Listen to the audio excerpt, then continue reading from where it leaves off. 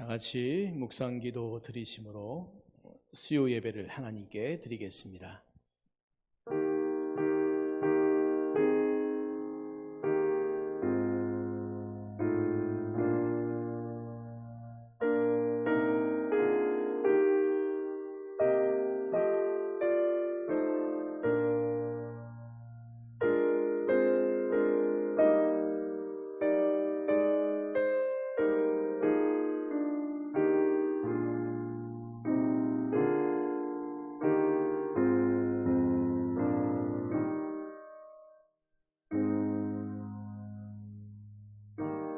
하나님은 영이시니 예배하는 자가 영과 진리로 예배할지니라.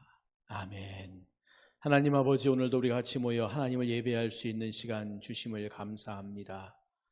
우리가 예배할 수 있는 것이 참 귀하고 복된 시간들인데 우리의 마음을 모으고 정성을 모아서 하나님을 온전히 예배하는 복된 시간 되게 하여 주시옵소서. 주의 말씀 듣고 그 말씀 가운데 순종하며 나아가는 우리 모두가 되게 하여 주시옵소서. 예수님의 이름으로 기도드리옵나이다. 아멘. 찬송가 73장 부르시겠습니다.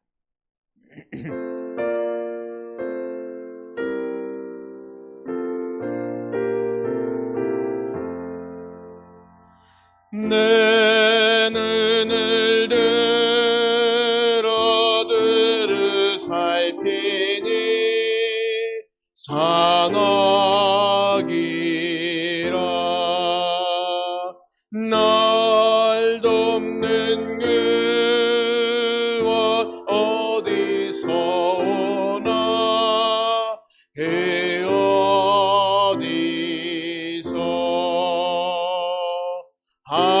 하늘과 땅을 지은 여호와 날 도와주심 확실하도다. 주께서 나의 가는 곳마다 지키시며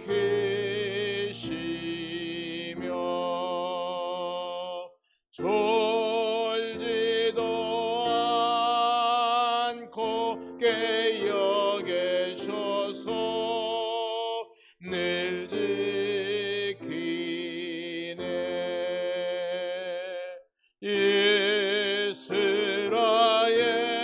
이스라엘을 지키시느니 쉬지도 않고 살펴주시네. 여호와 나의 보좌시니 늘 지키며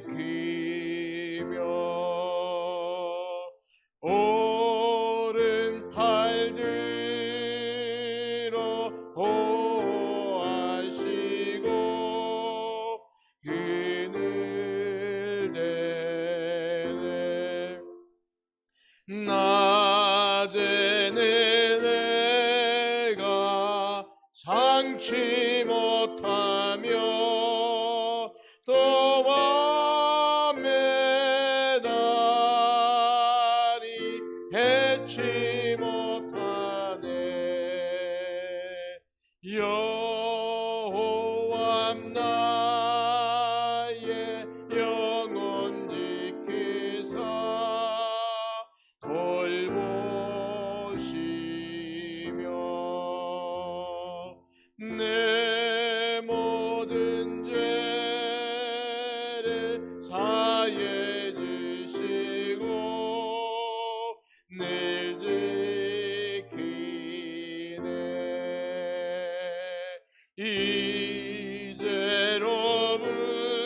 이제로부터 영원 무궁히 주 나의 주리 지켜주시리.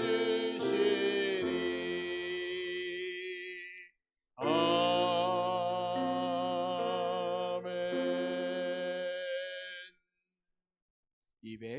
295장입니다. 295장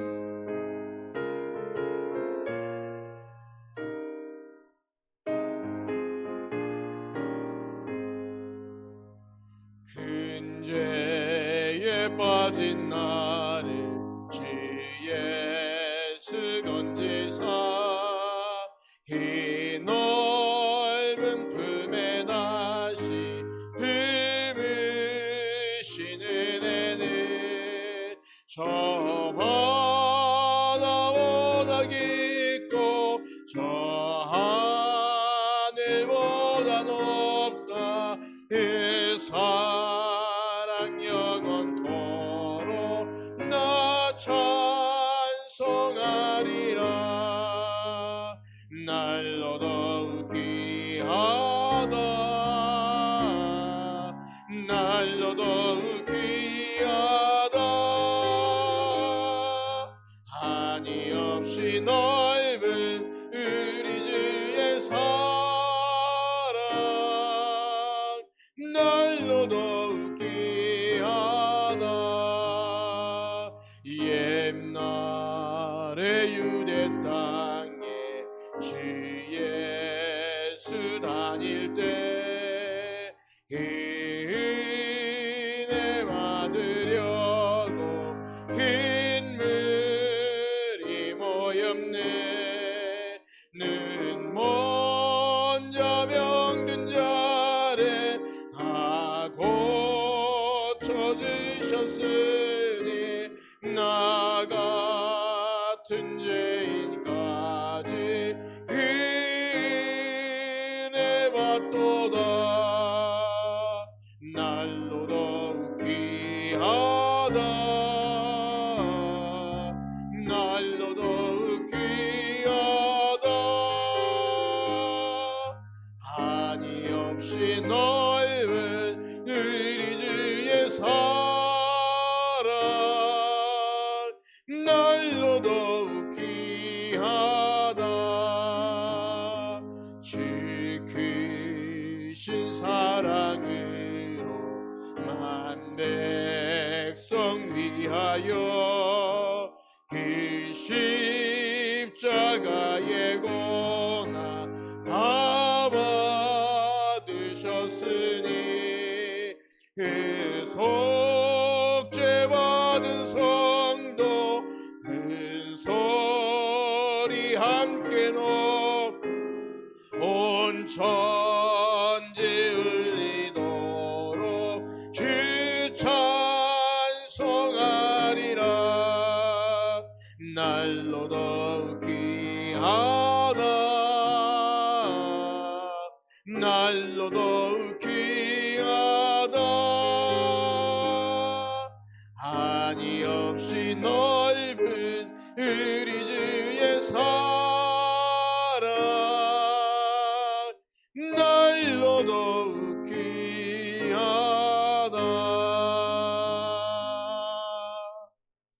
우리 이 시간에 합심하여 기도하겠습니다. 먼저 드려질 예배를 위해서 같이 기도해 주시고, 두 번째는 이 어려움의 시기 가운데 나라의 민족이 잘 이겨나갈 수 있도록 특별히 우리 한국교회가 깨어서 정말 하나님의 주신 사명들 빛과 소금으로서의 삶을 다시 살아갈 수 있게 해달라고 이 시간 같이 우리 기도하시겠습니다. 기도합니다. 하나님 아버지 은혜를 감사합니다. 오늘도 우리에게 주께서 주신 말씀 붙잡고 우리가 하나님 앞에 다시 한번 나아가고자 합니다. 말씀을 듣고 그 말씀에 귀를 기울이고 주님이 원하시는 삶이 무엇인가를 들으며 나아가길 소망하는데, 하나님 우리 한 사람 한 사람 붙잡아 주시고 주장하시고 인도하여 주셔서 주님이 원하시고 기뻐하시는 온전한 복된 믿음의 삶 우리가 살 수 있는 신령한 은혜를 내려주시기를 간구하며 기도합니다. 주님 우리를 붙잡아 주시옵소서. 우리를 주장하여 주시옵소서. 그래서 더욱더 주님만 기쁘시게 드리는 온전한 삶이 될 수 있도록 도와주시고 하나님께 영광 돌려드리는 우리 모두가 다 될 수 있도록 아버지 하나님 도우시고 인도하시고 은혜를 내려 주시옵소서. 오늘도 우리가 주의 말씀을 듣길 소망합니다. 말씀 듣고 그 말씀 가운데 나아가길 소망합니다. 하나님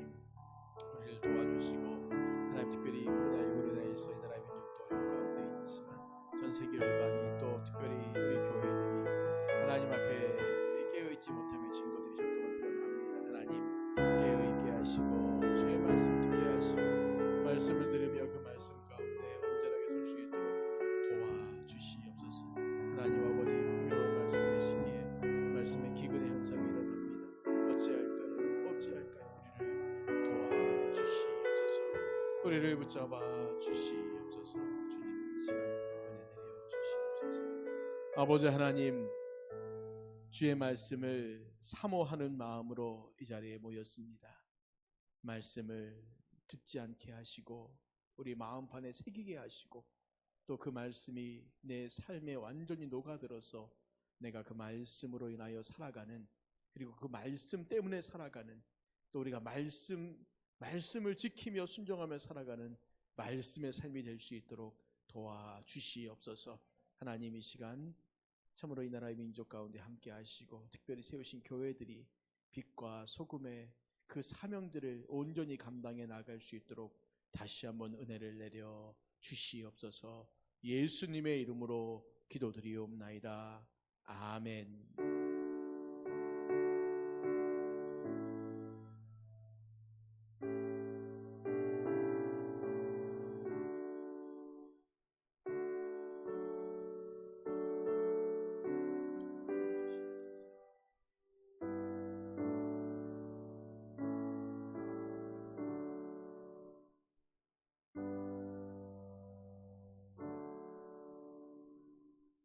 하나님 말씀 에베소서 1장 에베소서 1장 3절부터 14절까지 말씀입니다. 에베소서 1장 3절부터 14절까지 말씀. 우리 말씀을 한 목소리로 같이 읽습니다. 3절부터 14절까지 말씀 천천히 같이 읽겠습니다. 읽습니다. 시작.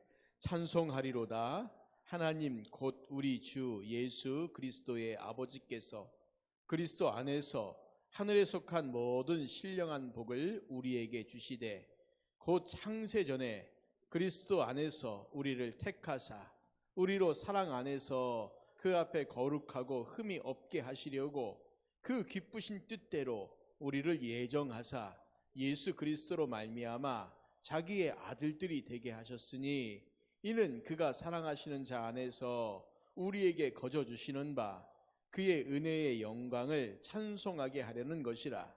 우리는 그리스도 안에서 그의 은혜의 풍성함을 따라 그의 피로 말미암아 속량 곧 죄사함을 받았느니라. 이는 그가 모든 지혜와 총명을 우리에게 넘치게 하사 그 뜻의 비밀을 우리에게 알리신 것이요 그의 기뻐하심을 따라 그리스도 안에서 때가 찬 경륜을 위하여 예정하신 것이니 하늘에 있는 것이나 땅에 있는 것이 다 그리스도 안에서 통일되게 하려 하심이라. 모든 일을 그의 뜻의 결정대로 일하시는 이의 계획을 따라 우리가 예정을 입어 그 안에서 기업이 되었으니 이는 우리가 그리스도 안에서 전부터 바라던 그의 영광의 찬송이 되게 하려 하심이라. 그 안에서 너희도 진리의 말씀 곧 너희의 구원의 복음을 듣고 그 안에서 또한 믿어 약속의 성령으로 인지심을 받았으니 이는 우리 기업의 보증이 되사 그 얻으신 것을 속량하시고 그의 영광을 찬송하게 하려 하심이라. 아멘. 성경적 예정론의 구원론에 관한 이야기를 쭉 같이 나누면서 성부 하나님의 사역, 예정 선택에 대한 이야기를 말씀을 드리고 있습니다. 우리가 보통 구원 그러면 항상 예수님께서 행하신 일이라고만 생각하는데 그렇지 않다라고 말씀을 드렸죠. 성부, 성자, 성령 삼위 하나님의 공동 사역이다. 그래서 성부 하나님은 무엇 하셨다고요? 계획하셨어요. 계획. 일들을 이렇게 하자라는 계획을 가지셨어요.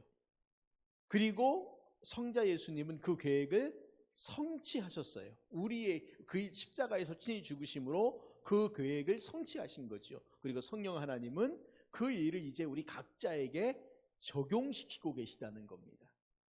그러니까 지금은 사실은 우리가 성령님의 시대라고 말하는 게 뭐냐면 이미 이루신 일들, 이미 예정하시고 이미 계획하시고 이미 성취하신 그 일을 우리 한 사람 한 사람에게 적용시키시는 그 일들을 지금 하고 계시는 거예요.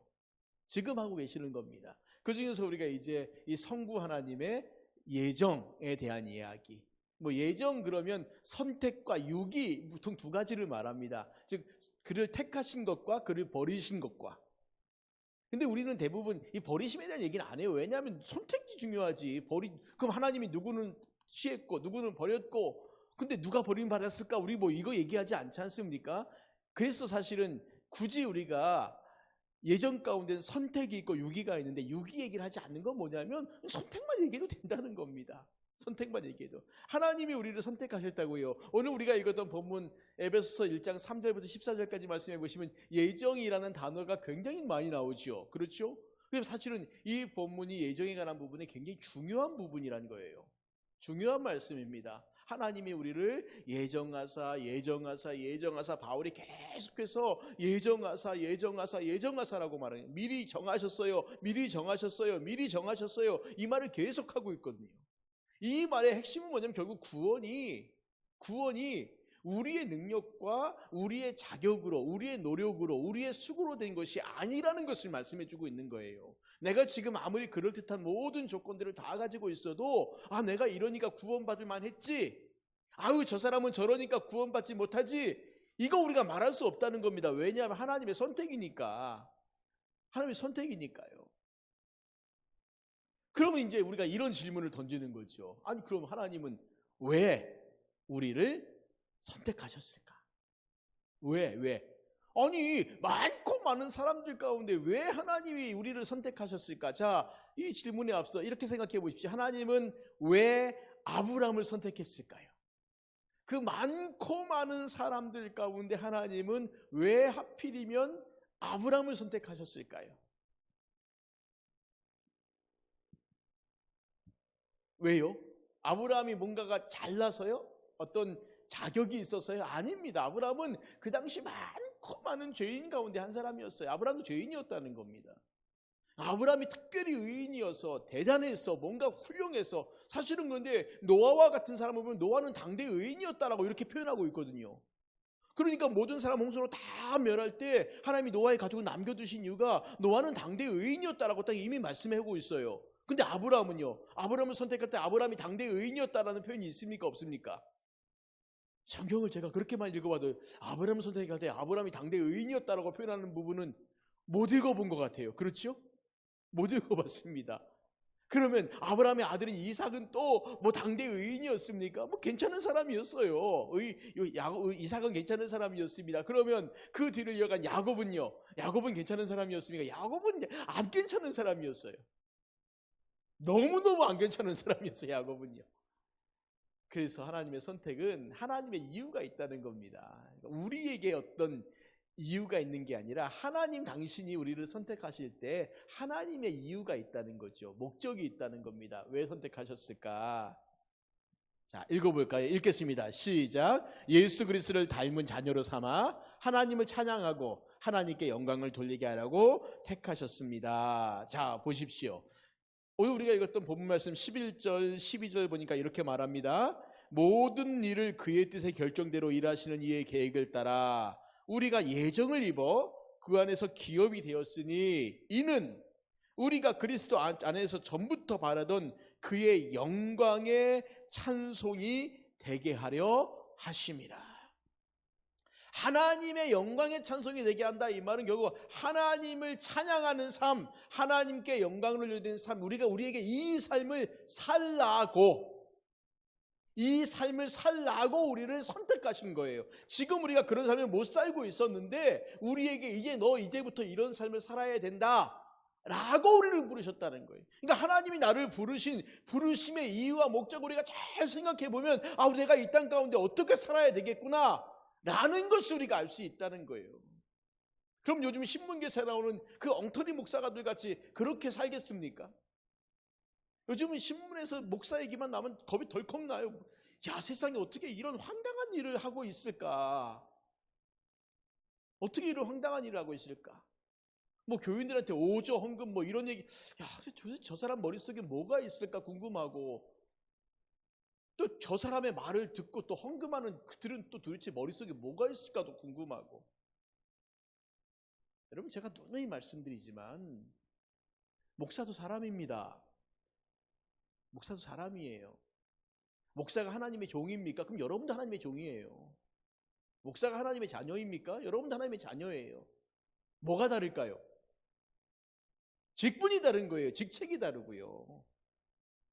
그것밖에 다르지 않습니다. 직분이 다르고 직책이 다르고. 하나님은 저를 부르셔서 목사로 삼으셨어요. 제가 더 특별히 탁월해서요? 아닙니다. 저에게 이 직분을 맡겨주신 거예요.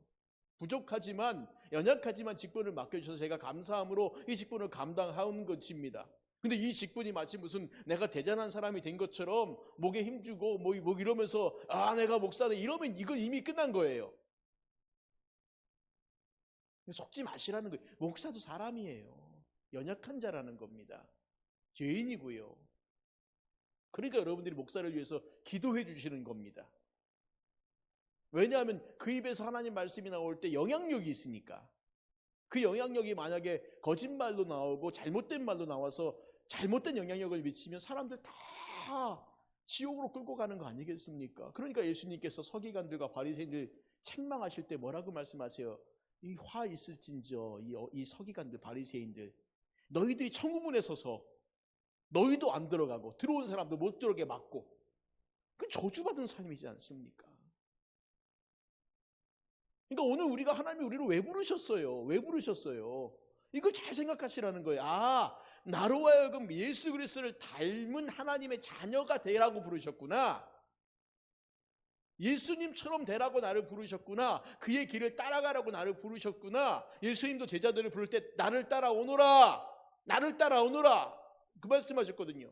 내가 너희로 사람 낚는 어부가 되게 하겠다. 근데 제자라는 말이요, 스승을 따라가는 자예요. 스승을 따라가는 사람이 제자입니다.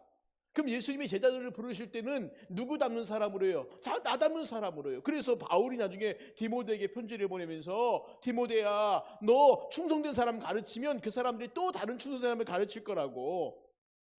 그렇게 계속해서 예수님 닮은 사람들이 이 땅 가운데 생기고 또 생겨서 결국은 이 땅에 예수님 믿는 사람들이 많아지는 것, 이게 하나님이 원하시는 거라는 거예요. 나로 말미암아 그런 일들이 이루어지게 하는 것.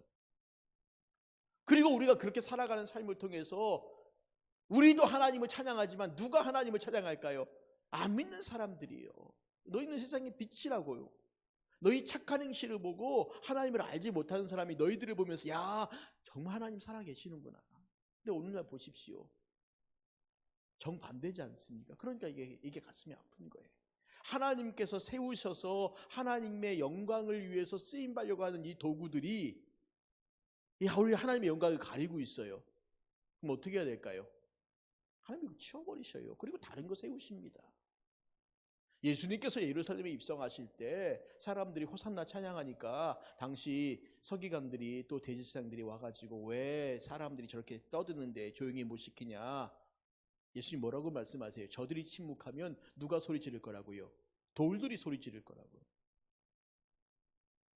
오늘 우리가 무슨 특별한 사람인 것처럼, 왜 우리가 특별한 사람이 되었을까요? 특별한 사람 맞아요. 왜 되었습니까? 하나님 선택하셨기 때문에. 하나님이 선택 안 해주셨으면 우리 특별한 사람 아니에요. 그런데 마치 내가 원래부터 특별한 사람인 것처럼 착각하는 그 이상한 사람들 때문에 하나님의 영광이 지금 가려지고 있습니다. 지금 꼭 어떤 놈이라고 본다면 한국교회는 이스라엘 그 말기 때 남쪽 유다가 망하기 전에 그 거짓 선지자들 막 득식을 거리고 그러면서 결국은 예루살렘이 망할 수밖에 없는, 그 성전이 파괴될 수밖에 없는 그 상황들이 지금 가고 있는, 어쩌면 딱 그 모양인 것 같아요. 그러니까 여러분 정말 성경 열심히 읽으시지만 열왕기 하 혹은 역대하에 있는 말씀들을 한번 이렇게 읽어보시면서 이스라엘이 그 망해가는 장면들을 한번 애통하면서 보시고 그것과 맞물려서 선지서들 한번 읽어보십시오. 선지자들이 얼마나 비통한 마음으로 백성들에게 외치고 있는지, 특별히 망하기 전에 선지자들이 외쳤던 그 복음들 한번 말씀들을 읽어보시라는 거예요. 그들이 얼마나 애통하게 외치고 있는지. 근데 문제는 뭡니까? 사람들이 안 들어요. 안 들으니까 결국 망하는 거예요. 하나님께서는 선지자들을 보내신 이유가 듣고 회개하고 돌이키라고. 근데 결국 안 들으니까 망하는 걸로 가는 수밖에 없습니다. 우리를 부르신 이유가 바로 여기 있어요. 우리를 자녀 삼으신 이유가 여기 있습니다. 그런데 우리가 만약에 이 부르심의 목적대로 살지 못한다면 어떻게 될까요? 이 부르심의 목적을 우리가 잊어버리고 우리 마음대로 살아간다면 어떻게 될까요? 그럼 하나님께서 제거해 버리시고 또 다른 것들을 세우실 수 있다는 겁니다. 한국의 지금 교회가 무너져 버리도 하나님 나라는 안 무너져요. 우린 착각하고 있습니다. 어떤 사람 옛날에 그런 말 하더라고요. 내가 하나님을 일 안 하면 하나님께서 손해시라고. 하나님 손해 아니십니다. 내가 손해지요. 하나님 만약에 내가 그 일 안 하면 어떻게 할까요? 나 말고 다른 사람 시키면 돼요.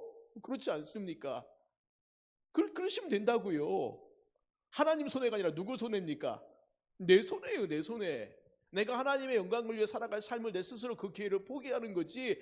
내가 일 안 하면 하나님께서 일 못 하신다고. 무슨 말도 안 되는 소리를 하고 있습니까? 내가 일 안 한다고 하나님이 일 못 하시겠습니까? 아니에요. 그러니까 우리에게 맞는 직분을 주시고 그 직분에 충성을 다하라. 이렇게 말씀하시는 거예요. 우리 고재학 장로님에게 직분을 주시고 그 직분에 충성을 다하는 건 고재학 장로님이 저에게 주신 하나님의 은혜예요. 감사라는 거예요. 근데 내가 이걸 안 하면요, 내가 그 은혜를 못 누리는 거죠. 이게 우리 모두가 같다는, 제가 고장로님 예를 들었지만 모두가 다 똑같다는 거예요. 우리 각자에게 주신 은사를 가지고 우리가 하나님께 영광 돌리는 삶을 못 살면 하나님은 다른 일을 통해서 일하시면 돼요. 그런데 누가 손해입니까? 내가 그 은혜를 누릴 기회를 잃어버리는 거예요. 그럼 내가 손해보는 거죠. 그러니까 착각하지 마시라는 겁니다. 오늘 한국교회가 막 이렇게 흔들리면 마치 무슨 하나님의 나라가 큰 일 벌어질 것처럼 생각하죠? 아닙니다. 하나님은 또 다른 일을 세워서 그 일들을 감당케 하셔요. 결국 버림받는 자들이 불행한 거죠. 오늘 우리가 그 일들을 기억하셨으면 좋겠습니다. 자, 그러면 왜 이 예정교리를 성경에서 말해주고 있을까? 누구에게요? 신자들을, 우리들을 위해서예요. 선택받은 자들에게 너 선택받은 이유가 이거야 라는 거예요. 그러니까 이 말을 꼭 왜곡하는 사람들은 누구는 선택하고 누구는 버리냐라고 말하는데 사실은 성경에서는 버림에 대한 것들은 관심이 없어요. 선택하는 것에 대한 것만 관심이 있다는 겁니다. 나중에 뒤에 그런 얘기 할 시간 아마 오늘은 안 되겠지만 하나님께서 야곱과 에서를 놓고 할 때요, 성경에서 야곱과 에서 가운데 누가 더 우월하냐, 누가 더 탁월하냐 이러고 얘기하지 않아요. 그런데 우리가 야곱을 읽어보면 이 야곱이 하는 짓들이 되게 마음에 안 드는 일들을 많이 하지 않습니까? 그렇죠? 이상한 일들을 많이 하잖아요. 그런데 성경은 계속 누구에게만 관심을 주고 있습니까? 야곱에게만 관심을 주고 있어요. 에서 이야기도 물론 조금 나오죠. 에서의 족보 얘기도 좀 나오지 않습니까? 그런데 거긴 이미 끝나버린 거예요. 관심을 안 둬요. 그냥 누구에게만 주냐면 야곱에게만 관심을 가지고 하나님이 야곱을 계속 훈련하고 단련하고 연단하고 또 연단하고 또 연단하고 결국은 하나님께서 야곱을 통해 이루기를 원하신 그 일들을 얘기하고 싶으신 거예요. 야곱아, 내가 너를 사랑했다. 야곱아, 내가 너를 선택했다는 것은 야곱이 그렇게 살아가야 된다는 거예요. 하나님이 에서에게 가서 에서야 난 널 버렸어 이렇게 말씀 안 하신다는 거예요. 굳이 그 말씀할 필요가 없는 거예요. 왜? 중요한 건 누구라고요? 야곱이 중요한 거지 에서가 중요한 게 아니에요. 이 예정의 교리는 우리 믿는 자들을 위해서 말해주고 있는 겁니다. 우리 믿는 자들에게 무엇 하라고요? 이 확신 가지고 살라고.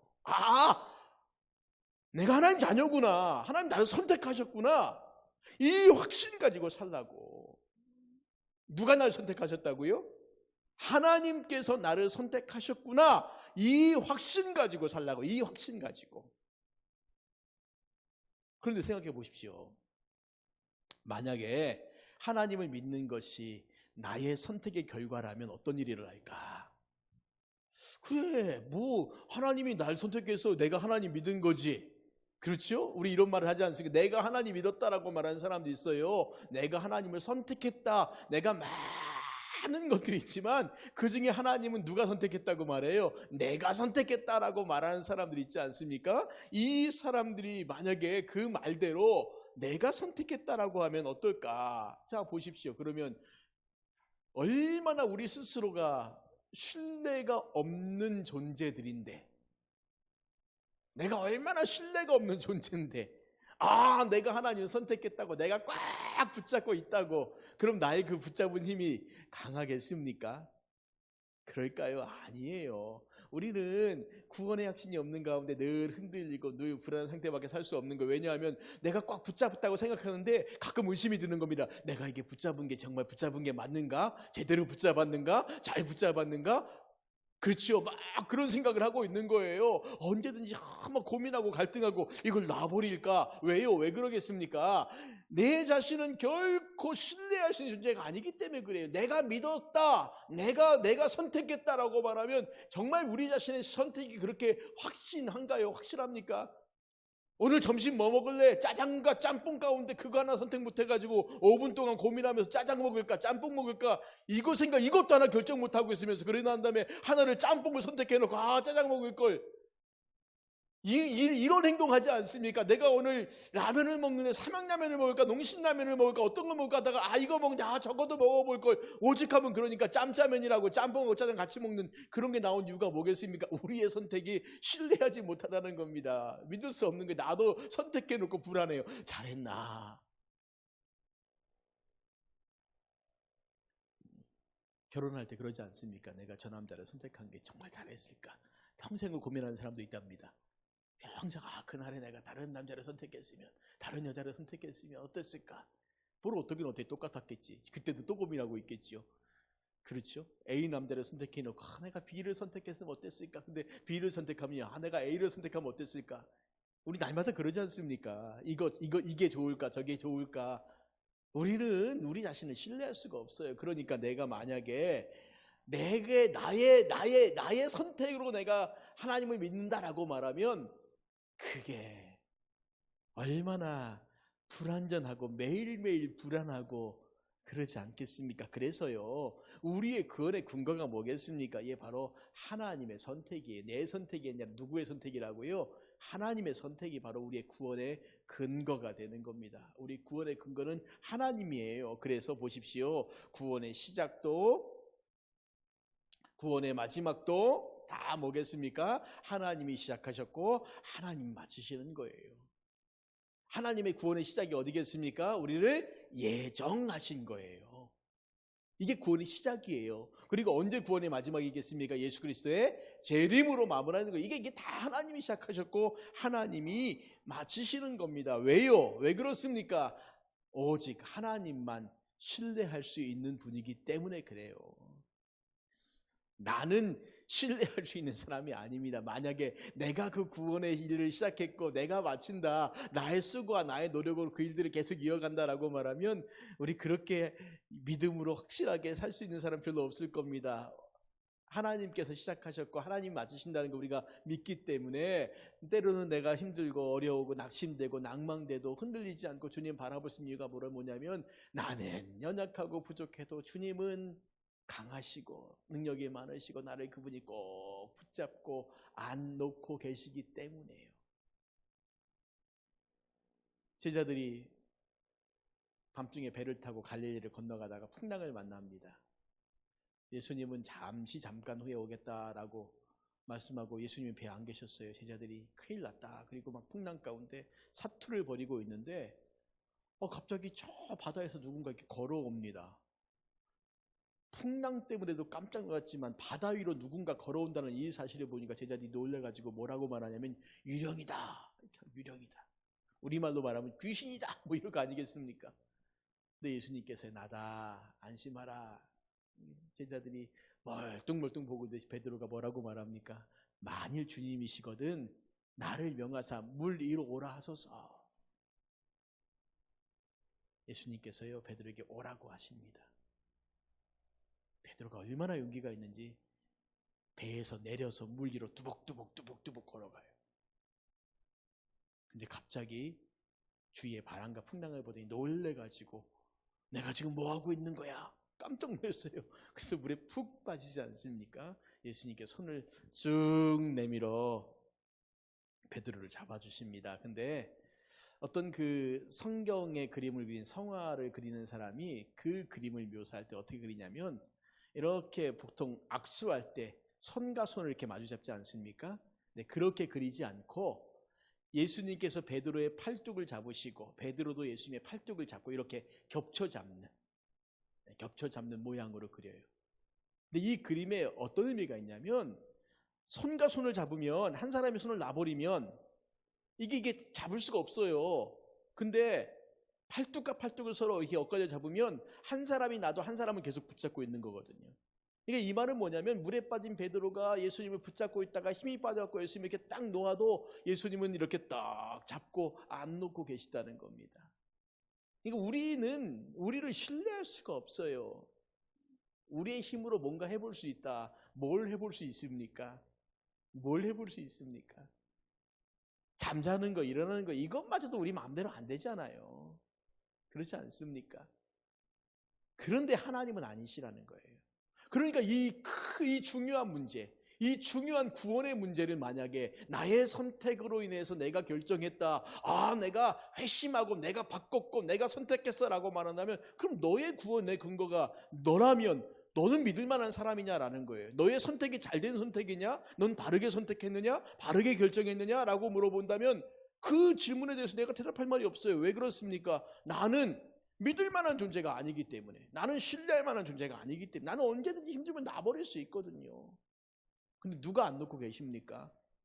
하나님께서 안 놓고 계신 거예요. 딱 붙잡고 계신 거예요. 왜요? 하나님께서 정하셨기 때문에. 너 내 거야. 정하셨기 때문에. 그러니까 우리 간증 들어보면 세상에서 온통 방황을 다 하다가 나중에 눈물콧물 다 흘리고 회개하고 돌아올 때 뭐라고 고백합니까? 자기는 주님을 떠났지만 주님은 자기를 떠나지 않았다라고 고백하잖아요. 대부분의 그 방황하고 돌아온 사람의 간증의 주된 핵심이 그거 아닙니까? 자기는 떠났다는 거예요. 자기는 주님이 너무 싫어서 이게 너무 싫어갖고 멀리 도망가고 싶었다는 거예요. 그래서 마음대로 도망 다녔다는 겁니다. 그런데 자기는 도망가는데 주님이 자기를 안 떠났다는 거예요. 자기가 교도소에도 가고 그렇게 온갖 나쁜 일 다 해도 정말 이제 사람 같으면 쳐다보지도 않을 텐데 주님이 자기를 붙잡고 계시더라는 거예요. 왜요? 왜 그렇습니까? 그 사람이 뭐라고 고백합니까? 이 말씀 읽으면요, 그래 주님이 나를 선택하셨기 때문에 그분은 결코 나를 버리지 않는다. 내가 너를 결코 버리지 않고 내가 너를 결코 떠나지 않겠다. 이 말씀하시지 않습니까? 왜요? 주님이 선택하셨기 때문에. 하나님이 선택하셨는데 하나님이 이 선택 취소, 버리기 이거 안 하신다는 거예요. 선택하셨기 때문에 내가 너를 결코 떠나지도 않고 내가 너를 결코 버리지도 않고 붙잡고 계신 거예요. 왜? 당신의 선택이기 때문에. 나의 선택이 아니라 당신의 선택이기 때문에, 하나님 당신의 선택이기 때문에 우리를 붙잡고 놓지 않으신다는 거예요. 그럼 왜 하나님께서는 이런 방법, 왜 우리로 하여금 야 너도 좀 해봐라, 너도 좀 수고해보고 너도 좀 선택해보고 너도 뭔가 결정해보고 우리에게 뭔가를 이렇게 구원의 문제 속에서 그걸 안 하시는 이유가 뭘까? 왜 하나님은 일방적으로 당신이 예정하시고 당신이 선택하시고 당신이 결정하시고 끝이라고 말씀하실까? 왜 그럴까요? 우리를 겸손하게 하시는 겁니다. 구원의 문제 속에서 내가 했다라고 말하면 우리 인간들이 얼마나 교만하냐면, 만약에 1%의 수고, 우리의 공로만 들어가도요 구원을 우리의 노력, 수고의 대가로 여길 것이 분명하기 때문에 그래요. 내가 수고해서 내가 구원받았지.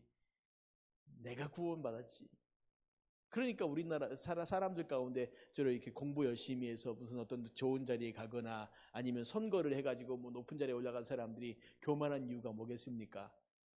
내가 열심히 해서 여기까지 왔다고 그러죠. 내가 열심히 해서. 특별히 선거로 해서 거기까지 간 사람들은 좀 덜한데, 열심히 공부해가지고 높은 자리에 올라간 사람들은 엄청 교만하잖아요. 내가 공부 열심히 잘해갖고 내가 이 의사 되려고 내가 유치원 때부터 얼마나 공부 열심히 한 줄 알아? 그러니까 이제 교만한 겁니다. 내가 검판사 되려고 내가 유치원 때부터 내가 영어학원 다녔고 내가 우리 엄마한테 이렇게 사교육 받았다고. 내가 저거를 갔냐고 어떤 드라마를 보니까 그러더라고요. 그 사람이 이거 뭐 이렇게 대기업에 들어갔는데 그 사람이 인턴으로 한 고졸 사원을 보면서 하는 말이 그거예요. 내가 여기에 정규직 오려고 우리 엄마가 나를 유치원 때부터 사교육을 시켜갖고 내가 지금 이 대기업에 정규직으로 와 있는 건데 저렇게 공부도 안 한 고등학교 졸업에 인턴하고 나하고 똑같냐고 막 이런 식의 얘기하는 그 드라마의 대사를 본 적이 있습니다. 그보다 저게 사람들의 마음이겠구나. 내가 열심히 노력해서 유치원 때부터 사교육 받아가지고 검판사 의사 됐으면은 얼마나 이게 대단해요. 난 대단한 사람이라고. 이거 내 수고로 된 거니까. 그렇지 않겠습니까? 그런데 만약에 구원이 그렇다면 내가 하나님 나라 갔는데 모두가 다 열심히 수고해서 자기 노력으로 온 사람들이에요. 그럼 거기서 사람들이 얼마나 서로 교만하게 했습니까? 근데 우리가 겸손할 수밖에 없는 이유가 뭘까요? 나의 수고가 하나도 없는 거예요. 하나님이 나를 선택하셔서 자녀 삼아 주심에 나의 수고가 하나도 없는 거예요. 다 오로지 다 하나님의 은혜입니다. 고백할 수밖에 없는 건 돌아보니까 내 수고는 거기 0.0000001%도 들어가 있지 않더라는 겁니다. 근데 살다가 우리가 자꾸만 이걸 잊어버려요. 지금의 우리가 살아가는 모든 것도 다 하나님의 은혜인데 이걸 잊어버린다는 겁니다. 이스라엘 백성들을 생각해 보십시오. 그들이 애굽에서 출애굽을 할 때 그들의 수고가 뭐가 있었습니까? 그냥 가만히 있었죠. 하나님의 애굽에 10가지 재앙을 내리시고 너희들 따라 나와. 그럼 그건 나온 거예요. 홍해를 건널 때 그들이 홍해 물을 한 바가지라도 퍼서 바깥으로 내던 적이 있습니까? 없잖아요. 그냥 가만히 서 있었어요. 오히려 원망하고 불평을 하고 있었죠. 그런데 하나님 홍해물을 가르셨어요. 그리고 그들을 지나가게 하셨습니다. 거기서 3개월 동안에 시내산 밑에까지 갈 때 그들의 삶이 하나님을 찬양하고 감사하는 삶이었습니까? 가는 족족 원망, 불평, 물 없다, 먹을 것 없다, 뭐가 없다 온통 원망과 불평하면서 거기까지 왔어요. 그 후에 광야 40년 내내 그런 삶이었습니다. 그들은 스스로 무엇인가 먹을 것을 위해서 땅 한 번 갈고 씨 한 번 뿌린 적이 없었어요. 그런데 광야 40년 동안 먹었습니다. 신명기 말씀 가운데 그들에게 뭐라고 말합니까? 너희들이 광야 40년 동안 먹을 것이 떨어지지 않았고 목이 가라지 않았고 너희 옷이 너희 신발이 헤어지거나 닳지 않았다는 거예요. 모두가 다 하나님께서 너희를 친히 업어서 여기까지 인도해 주셨다. 그거 다 잊어버려요. 그런데 놀랍게도 싹 잊어버려요. 내 머릿속에 지우개입니다. 머릿속에 뭔가 있다 보면 싹 잊어버려요. 그런 멍충이들이 없습니다. 싹 잊어버려요. 싹 하나님의 은혜로 살았다고 오늘 고백해놓고 내일 되면 또 잊어버려요. 오늘은 감사합니다 고백해놓고 내일 되니까 또 뭔가 부족하니까 또 원망해요. 그러니까 모세가 오직 하면 내가 너희를 낳았냐고, 내가 너희들에게 언제까지 이렇게 해야 되겠냐고 하는 그 말들이 모세도 답답한 거예요. 근데 제가 봐도 이건 아닌데 싶은 마음이 있는 겁니다. 아니 좀 감사가 그래도 최소한 일주일은 가야지 오늘 감사합니다 해놓고 내일 또 원망하고 앉아 있어요. 근데 거기에다가 그들의 수고가 요만큼이라도 들어갔다고 생각해 보십시오. 얼마나 교만했을까요? 얼마나 교만했을까요? 하나님께서 그들의 수고를 다 배제시켜버린 이유가 뭐냐면 아무도 교만하지 못하게 하려고. 근데 싹 깔끔하게 잊어버리는 아주 멋진 사람들입니다. 그러므로 우리가 해야 할 일이 뭐겠습니까? 그러므로 우리는 하나님 앞에 감사와 찬양. 그러니까 성경에서 우리에게 감사하라, 찬양하라, 기뻐하라 이 말씀하시는 이유가 뭐냐면 내가 너에게 준 것들을 기억해봐라. 내가 너에게 준 것들을 생각해봐라. 그럼 너희들은 당연히 감사하고 찬양하고 이것밖에 없지 않느냐. 제발 좀 생각해봐라. 생각 좀 해봐라. 생각해보면 감사하고 찬양할 게 없는데 이 생각을 안 하니까 오늘 우리가 여기까지 어떻게 왔는지 어떤 모양으로 왔는지 안 하니까 그냥 돌아보면 원망, 돌아보면 불평 이것밖에 생각하지 않는 거예요. 제발 그러지 말라는 겁니다. 오늘 우리가 아무것도 없는 가운데 여기까지 왔지 않습니까? 갖고 있는 거 하나도 없는데 여기까지 왔지 않습니까? 그냥 매일매일 먹고 살았잖아요. 그런데 잊어버려요. 하나님께서 은혜로 나를 이렇게 지키시고 인도하시고 여기까지 오게 했는데 근데 잊어버려요. 아무것도 없는 상태에서 내가 직업을 갖게 되고 결혼도 하고 자녀를 낳고 양육하고 그들을 시집장가 보내고 손자 손녀를 보고 그리고 내가 이 나이 먹어서 여기까지 왔는데 생각해 보니까 야 이거 정말 내가 어떻게 이렇게 살아왔지? 다 은혜인데. 근데 우리가 이런 걸 싹 잊어버리고 산다는 겁니다. 살아오신 날들이 그렇잖아요. 권사님도 그러지 않습니까? 살아오신 날들이 그렇게 아무것도 없는 여기까지 살아왔잖아요. 얼마나 그게 감사합니까? 근데 나도 모르게 그걸 또 잊어버리고 살고 또 잊어버리고 살고.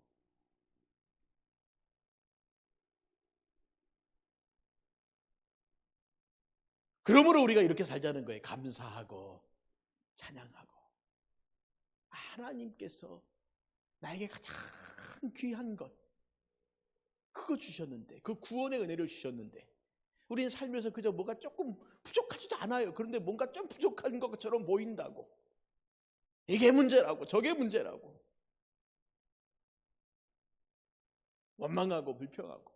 옷을 뭐 1,000,000원짜리 입으면 사람이 그럴듯해 보이고 100만원짜리 입으면 좀 돈 덜해 보이고 10만원짜리 입으면 좀 이상해 보이고 만원짜리 입으면 완전히 없어 보이고 그렇습니까? 그렇지 않잖아요. 뭐 먹을 것을 꼭 뭐 고기를 날마다 먹어야지 좋습니까? 그냥 있는 거 없는 거 놓고 먹어도 별 큰 분명 없이 살 수 있지 않습니까? 근데 그냥 어떻게 하든지 더 좋은 것 찾으려고 애쓰다 보니까 원망하고 불평하고만 사는 이 모습들이 참 마음이 아프다라는 겁니다. 자, 그러면 어떤 사람들이 이제 그런 질문을 해요. 아니 하나님께서 선택하셨고 하나님께서 예정하셨다. 그러면 아니 뭐 우리가 굳이 뭐 전도할 필요 있어요? 하나님이 알아서 하실 건데. 또 어떤 사람은 아니 뭐 우리가 굳이 뭐 기도할 필요는 있나요? 아니 우리가 굳이 뭐 거룩한 삶 살 필요 있나요? 이렇게 살다가도 하나님이 절대 나를 버리지 않는다고 했으니까 이렇게 살아도 하나님은 날 버리지 않겠죠. 붙잡고 있겠죠. 라고 하는 것. 그래서 이런 질문이에요. 선택과 예정교리는 전도와 기도와 거룩한 삶을 살게 하는 것을 방해할까? 아유 난 선택받았으니까 뭐 내 마음대로 살 거야. 뭐 이러잖아요. 마치 그 재벌 2세들의 자녀들 가운데 아니면 오렌지족들이 옛날에 그랬잖아요. 뭐 우리 아버지가 부자인데 뭐 마음대로 살아도 되지 뭐. 정말 그럴까요? 아닙니다. 오히려요. 선택교리는 이 모든 삶의 원동력이 돼요. 원동력이 됩니다. 잘 생각해 보십시오. 성경에 보시면 이렇게 말하지 않습니까? 선택은 하나님이 하시지만 부르심은 누구를 통해 부르시나요? 전도자들을 통해 부르세요. 복음을 전하는 누군가를 통해 부르신다는 겁니다. 아이 뭐 굳이 선교할 필요 있어요? 굳이 전도할 필요 있어요? 하나님이 선택하셨으니까 하나님이 알아서 하시겠죠 라고 말할 때 하나님은 우리에게 무슨 사명을 주시냐면은 내가 선택했고 그 선택한 사람들을 찾는 건 너희다라고 말씀하세요. 무엇으로요? 복음 전하는 거예요. 찾는 게 우리가 뭐 한 사람 한 사람 확인하는 게 아니라 복음을 전하다 보면 누군가 그 복음을 듣고 돌아오는 사람이 있으니까 이 바로 이 일들이라는 거예요. 그래서 하나님은 택하신 자를 무엇을 통해? 전도를 통해 부르신다는 겁니다. 그래서 예정의 교리는 전도자로 하여금 그 일을 계속하게 만드는 원동력이 됩니다. 왠지 아시겠습니까? 그냥 내가 전도하는데 하나님이 예정한 사람들을 누군가 듣게 하시겠지. 그렇죠. 누군가 듣게 하실 거예요. 그리고 누군가 돌아오게 하실 거라는 겁니다. 지금 저기 어디에서 정말 막 엉터리로 망나니처럼 살고 있는 그 사람이지만 복음을 전했는데 하나님이 선택한 사람이었어요. 그런데 이 사람이 빨리 깨닫고 돌아와요. 그러면 내가 그 은혜의 힘이 얼마나 되겠습니까? 야, 내가 이 전도를 해야 되는구나 라는 거예요. 왜? 누군가는 아직도 전해주는 자가 없어가지고 복음을 듣지 못해서 그냥 자기 살고 싶은 대로 막 살고 있는데, 그런데 누군가에게 복음을 들은 사람이 하루라도 빨리, 한시라도 빨리 하나님께로 나아올 수 있는 그런 계기가 된다는 겁니다. 무엇을 통해서요? 전도자를 통해서요. 그러니까 바울이 그렇게 죽을 고생을 하면서도, 죽을 고비를 여러 번 넘기면서도 전도한 이유가 바로 뭐겠습니까? 그를 통하여 택한 자 한 사람이라도 한시 바삐 빨리 돌아와서 그로 하여금 하나님의 영광을 위한 삶을 더 빨리 살아갈 수 있게끔 하는, 세상에서 죄짓고 살아가는 삶이 아니라 하나님의 영광을 위해 살아가는 그 삶을 한시라도 더 빨리 살 수 있게끔 그렇게 하려는 것이라는 겁니다. 그러므로 이 예정의 교리는 한 영혼을 품고 기도하는 일을 계속해야 하는 뭐라고요? 원동력입니다. 그리고요, 예정의 교리는 거룩한 삶을 살게 하는 원동력이기도 하는 겁니다. 자, 그래서 이 부분을 한번 정리를 한번 해보겠습니다. 선택교리가 신자들에게 주는 유익함이 뭘까? 아까 말씀드린 선택교리는 우리 때문에 말씀하고 있다고, 확신이라는 것이잖아요. 그래요? 그렇죠? 그래서 한번 핵심 정리해보세요. 우리가 예정교리, 선택교리를 통해서 내가 하나님을 지금 믿고 있구나, 하나님이 나를 이렇게 선택하셨구나 라는 걸 통해 우리가 얻을 수 있는 유익함이 뭐냐? 첫 번째, 선택교리는 신자들로 하여금 뭐하게 만든다고요? 겸손하게. 다 하나님의 은혜구나. 내 수고가 아니고 내 노력도 아니고 내 자격도 아니고 모두가 다 하나님의 은혜구나. 겸손하게. 오늘 내가 얼마나 수고해서 내가 이렇게 목사 된 줄 아세요? 그따위 생각 버리라고요. 내가 정말 매일매일 전도해서 이렇게 큰 교회를 이루었으니까 이건 다 내 수고라고 착각하지 말라고요. 하나님의 은혜로, 제발 하나님의 은혜로. 이 하나님의 은혜로 이 말을 잊어버리니까 자꾸만 그게 자기 공로라고. 그러니까 우리가 하나님의 은혜를 잊어버리면 어떤 삶이 되냐면은 자기 공로가 돼요. 그러니까 자꾸만 자기 걸 티내는 거예요. 내가 잘 수고했고, 내가 애썼고, 내가 열심히 했고. 그러니까 자기 교회가 아니죠. 그 교회를, 하나님의 교회를, 이렇게 말하면 또 이단이니까 하나님이 세우신 그 교회들을 자기 자식에게 넘겨주는 이유가 바로 뭐냐면 자기의 수고라고 생각하니까, 하나님의 은혜를 잊어버렸으니까요. 그러니까 핵심은 그겁니다. 하나님의 은혜를 잊어버리는 그 순간에 하나님은 없고 나만 남은 거예요. 내가 구원받은 것이 하나님의 은혜인데 하나님의 은혜가 없어버리면 내가 구원받았으니까 내가 노력했으니까 뭘 감사해, 이렇게 살아가는 거죠. 두 번째, 선택교리는 신자를 하여금 하나님께 감사하게 만들어주는 거예요. 하나님의 은혜로 내가 여기까지 왔으면 하나님 정말 감사합니다라고 말하는 거죠. 세 번째, 그러니까 선택교리는 신자들로 하여금 섬김과 봉사에 힘쓰게 하는 겁니다. 내가 이렇게 구원받았고 내가 은혜 받았는데 그러면 이 받은 은혜와 구원을 어떻게 할까? 다른 사람들과 나누는, 다른 사람들에게 베푸는 이런 삶을 우리가 사는 거 아니겠습니까? 내가 거저 받았으니까, 예수님 하나님 말씀하시니 너희가 거저 받았으니까 너희도 거저 주라고. 거저 받았으면 거저 주라고. 뭘 그렇게 챙겨두고 네 걸 위해 쌓아두고 또 쌓아두고 그럼 뭐 할 거냐고. 거저 받았으면 거저 주라고. 거저 받았으면 거저 주라고. 너무나 간단한 원리예요. 왜? 하나님이 나에게 주신 것이기 때문에 나누라는 거예요.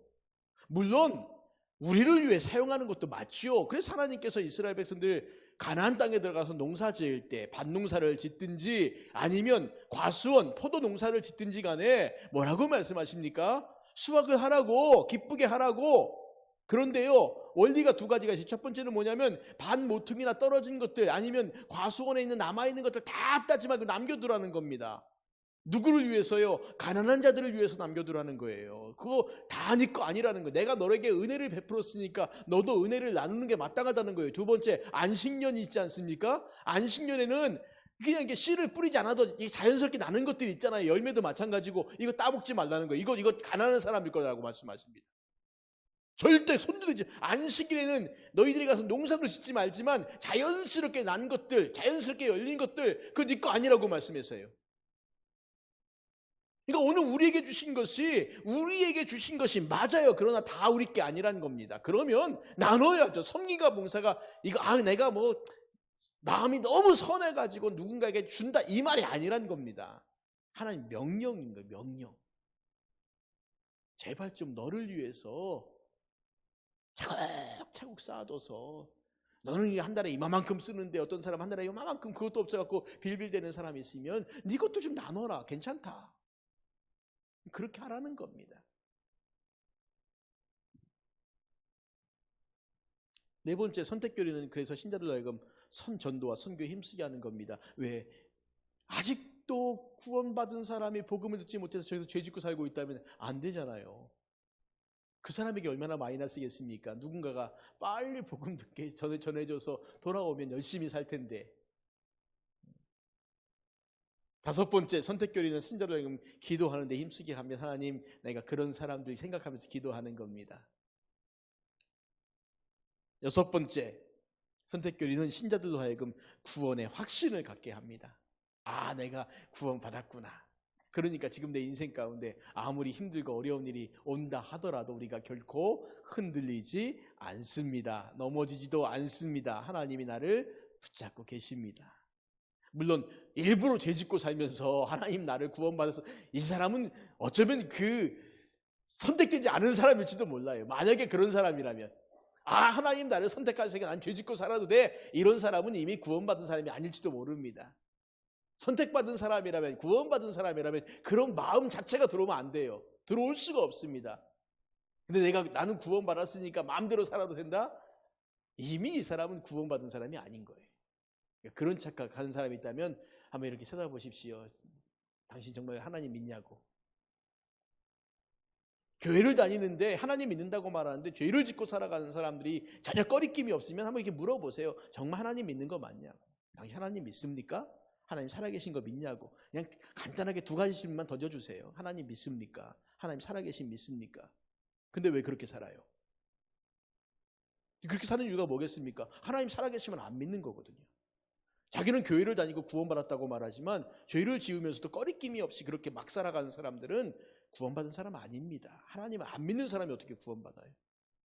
제가 그런 말씀 드렸지 않습니까? 어떤 교수님이 어렸을 때부터 교회를 다니면서 왜 예수를 믿는다고 하면서 저렇게 살아가는 사람들이 많을까? 너무너무 고민이 됐더라는 거예요. 답을 찾을 수, 아니 분명히 예수님 믿는데 왜 저렇게 죄를 짓고 더 뻔뻔하게 살아갈까?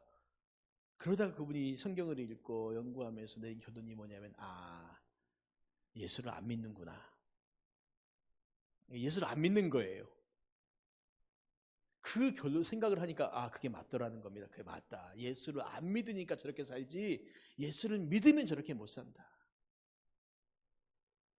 예수를 안 믿으니까 저렇게 사는 거예요. 내가 구원받았다는 확신이 없으니까 그렇게 사는 거예요.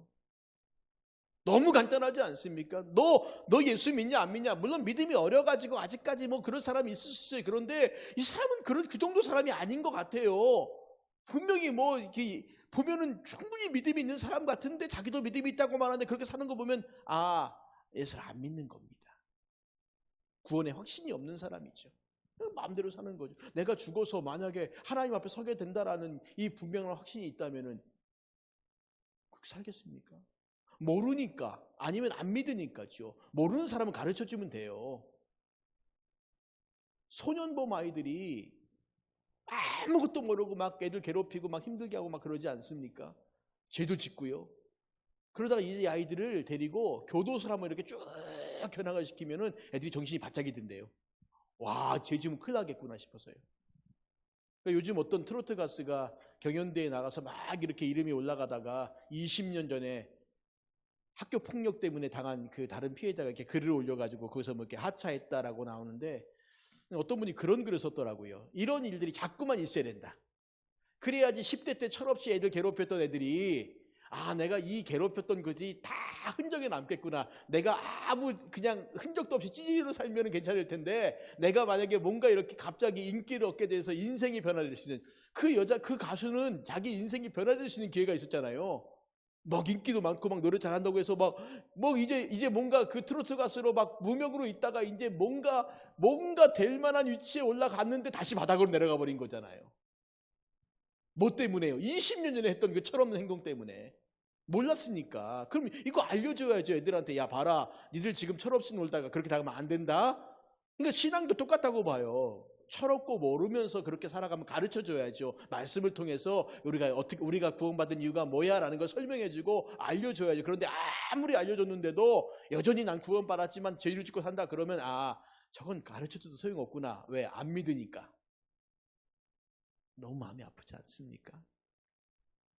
교회를 30년 다녔다. 내가 교회를 얼마나 봉사했다. 얼마나 섬겼다. 헌금도 얼마나 많이 했다. 그런데 예수님 안 믿고 한 행동이라면, 예수님께서 나중에 나는 너를 모른다. 그것보다 가슴 아픈 일이 뭐가 있겠습니까? 나는 너를 모른다. 내가 너를 도무지 알지 못하니 저주를 받은 자들아. 통할 노릇 아니겠습니까?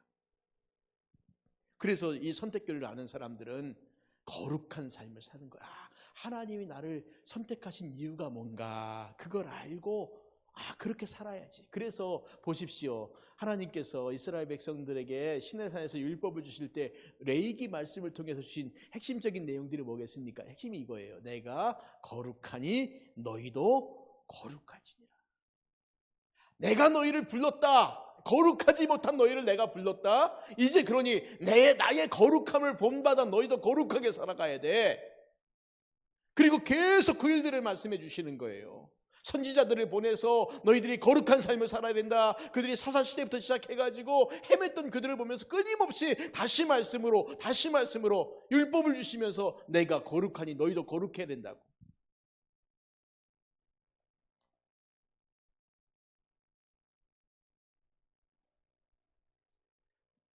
여기까지만 얘기하겠습니다. 자, 보십시오. 하나님을 자주 만날수록 나의 삶은 거룩해집니다. 모세가 시내산에 2번 올라갔죠. 그렇죠. 한 번 올라갔다 40일 만에 내려오려고 하는데 하나님께서 야, 저 밑에 난리 났다. 빨리 가봐라. 그래서 모세가 내려와서 돌판 2개 깨버리고 박살내고 이 난리를 폈다가 다시 올라가요. 다시 올라가서 다시 40일 있다가 또 다시 내려옵니다. 근데 그 모세가 딱 내려왔을 때요, 그 얼굴의 광채가 얼마나 밝은지 사람들이 모세 얼굴을 못 쳐다봤어요. 모세가 오죽하면 수건으로 이렇게 얼굴을 가렸습니다. 하나님을 자주 만나니까 모세가 얼굴에서 광채가 나지 않습니까? 근데 모세도 인간인지라 하나님을 자주 만나지 못하면 그의 속에 분노가 있고 혈기가 있어서 하나님께서 반석을 명하여 그랬더니 반석 갖다 쳐버리지 않습니까? 우리 삶도 똑같아요. 어떤 사람이 거룩한 삶을 살 수 있을까요? 하나님을 자주 만나는 사람이 말씀을 통해서, 예배의 자리를 통해서, 기도를 통해서 하나님을 계속 만나는 사람이.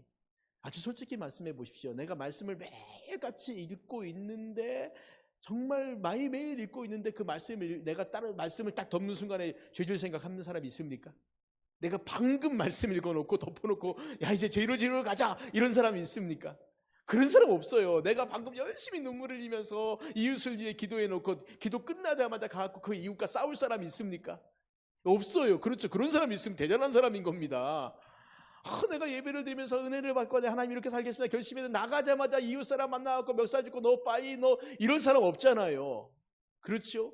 우리가 하나님 말씀 앞, 우리가 너무나 연약하고 부족한 존재들이기 때문에 우리가 하나님 말씀 앞에 더 서고 하나님 앞에 더 설수록 우리는 우리의 삶을 자꾸만 돌아보면서 하나님 닮는 모습으로 나아가는 거지.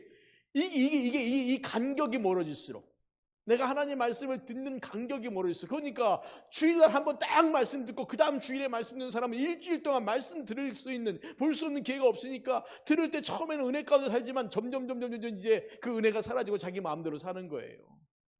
그러니까 우리가 매일같이 말씀을 접하고 말씀을 먹고 기도하고 찬송하고 하나님 앞에 매일의 삶 가운데 그 매일의 경건함, 매일의 예배를 드리는 이유가 바로 뭐냐면, 그래야지 우리가 하나님 앞에 조금이라도 더 가까이 나아가고 조금이라도 거룩한 삶을 살 수 있는 거지. 이 간격이 멀어져 버리면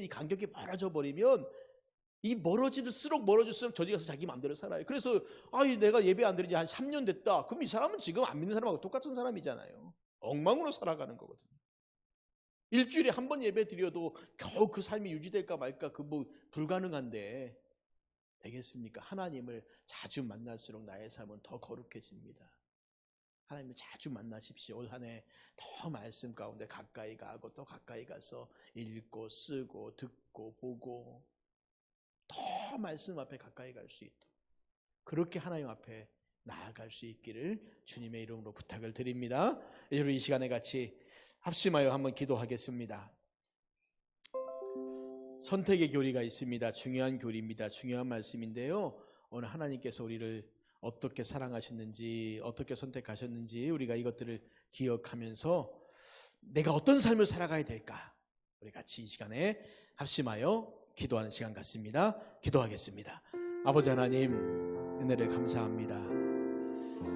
하나님께서 나를 창세전에 미리 예정하셔서 하나님의 자녀 삼아 주셨는데,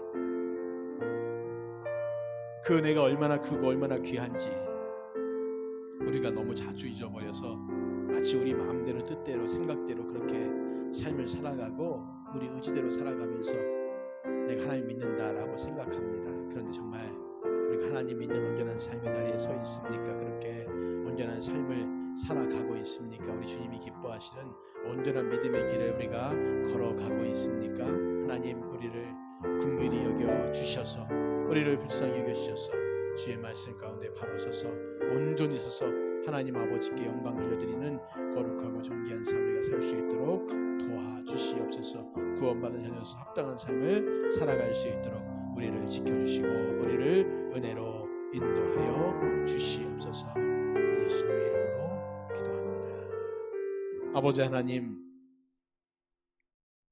우리를 미리 아셔서 주님의 자녀로 부르신 그 은혜가 얼마나 크고 귀한지, 그리고 살아가는 모든 삶 가운데 함께해 주셔서 우리의 삶을 친히 인도해 주시는 그 은혜가 얼마나 크고 귀한지 우리가 그것들을 날마다 깨닫고 고백하게 하시고, 그래서 우리가 이 땅 가운데 살아가는 우리의 삶이 정말 하나님 보시기에 아름답고 기쁜 삶, 그래서 사람들도 나의 삶을 보면서 하나님 아버지께 영광 돌려드리는 복된 삶, 그 삶을 우리가 살아갈 수 있도록 크신 은혜 내려 주시옵소서.